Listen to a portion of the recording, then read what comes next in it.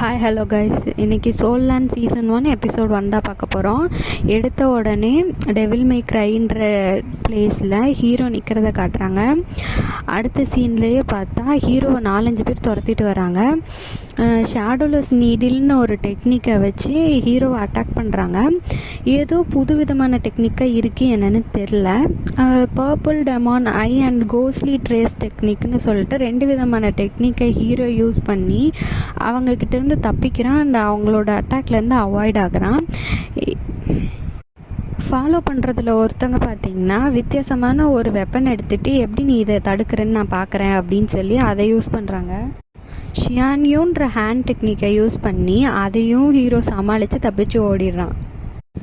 அதில் லீடர் மாதிரி இருக்க ஒருத்தர் அவனை போக விடாதீங்க, எல்லோரும் சேர்ந்து அவனை அட்டாக் பண்ணுங்கன்னு கமெண்ட் கொடுக்குறாரு.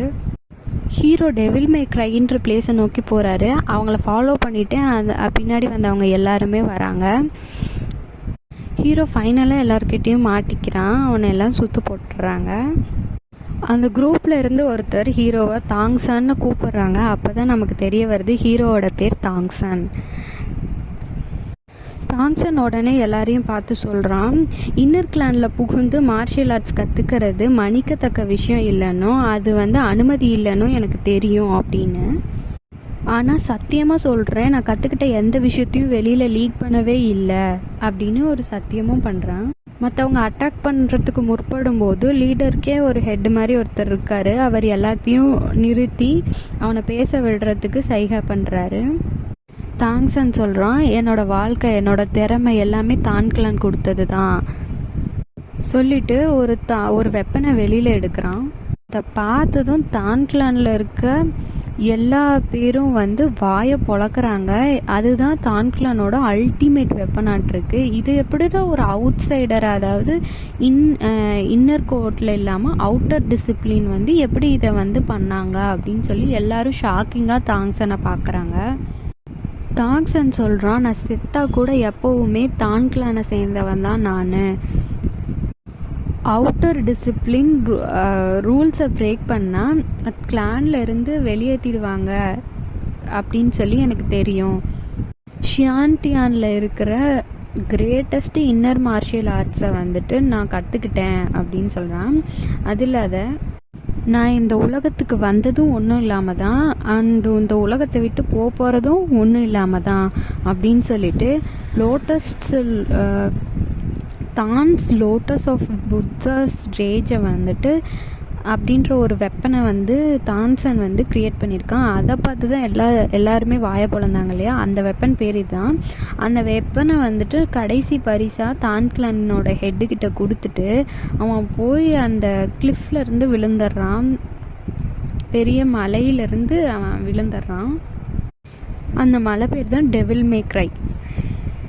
இதை பார்த்த தான்கிளானோட ஹெட்டு பார்த்திங்கன்னா என்ன சொல்லிடுறாரு, அவன் இனிமேல் துரோகி கிடையாது அப்படின்னு சொல்லி ஒரு ஆர்டர் போடுறாரு. தாங்சன் டெவில் மே க்ரையை சுற்றி தேடி பாருங்க, அவன் உயிரோடு கிடைக்கலனாலும் அவன் பணத்தையாவது நான் பார்க்கணும் அப்படின்னு சொல்கிறாரு. அவன் இனிமேட்டு ஒரு இன்னர் டிசிப்ளின் அப்படின்னு அனௌன்ஸ் பண்ணிடுறாரு. அது இல்லாத அவன் உயிரோடு இருந்தால் அடுத்த சீஃபும் அவங்க தான் அப்படின்னு. நான் இவ்வளோ நேரம் ஹெட்டுன்னு சொல்லிட்டு இருந்தேன்ல, பார்த்திங்கன்னா அவங்க சீஃபு. அடுத்த சீஃபாக தான்சன் தான் இருப்பான், அவன் ஒருவேளை அவன் உயிரோடு இருந்தா அப்படின்னு சொல்லி ஒரு அனௌன்ஸ்மெண்ட்டை சொல்கிறாங்க.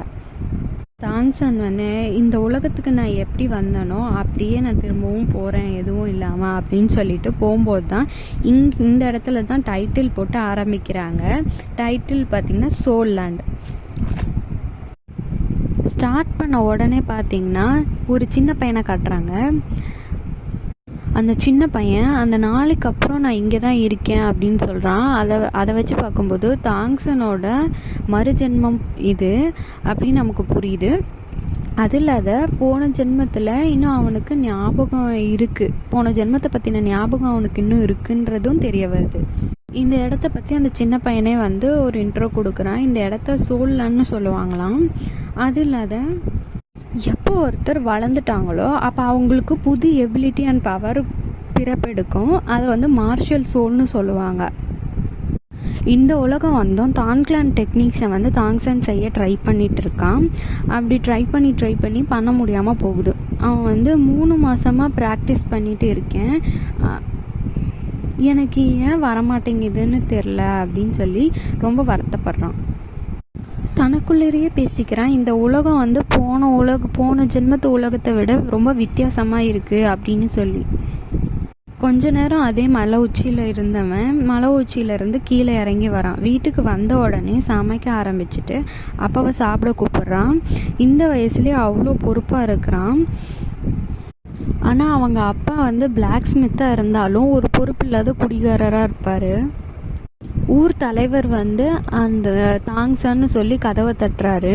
அவங்க அப்பாவை குழப்பத்தோடு பார்க்குறான், எங்கே அனுப்புவாரோ அனுப்ப மாட்டாரோன்ற மாதிரி. அவங்க அப்பா போயிட்டு மதியத்துக்குள்ளே வந்துரு அப்படின்னு சொல்கிறாரு. அப்புறமேட்டு தான் தாங்ஸனே கிளம்புறான். இதுலேருந்தே தெரியுது தாங்ஸன் அவங்க அப்பாவோட வார்த்தை எவ்வளோ ஒபே பண்ணுறான் அப்படின்னு. ஊரில் இருக்க எல்லா 6 வயசு குழந்தைங்களையும் ஊர் தலைவர் அவங்களோட மார்ஷியல் சோலை அவேக்கன் பண்ணுறதுக்காக கூட்டிகிட்டு போயிட்டுருக்காரு. அதுதான் அவங்க ஒரு குறிப்பிட்ட ஏஜ் வந்துட்டால் அவங்களுடைய ஒரு எபிலிட்டி, ஒரு புது பவர் பிறப்பிக்கப்படும்னு சொல்லியிருந்தோம் இல்லையா, அதுக்காக தான் வந்து கூட்டிகிட்டு போயிட்டுருக்காரு. போய் சேர்ந்த உடனே பார்த்திங்கன்னா அந்த இடத்துல திடீர்னு ஒருத்தர் பறந்து வந்து மெதுவாக ஸ்மூத்தாக இறங்கி நிற்கிறாரு. அவர் யாருன்னு காட்டாமலே இந்த எபிசோடை இதோட முடிக்கிறாங்க. நெக்ஸ்ட் எபிசோடில் பார்க்கலாம். தேங்க்யூ.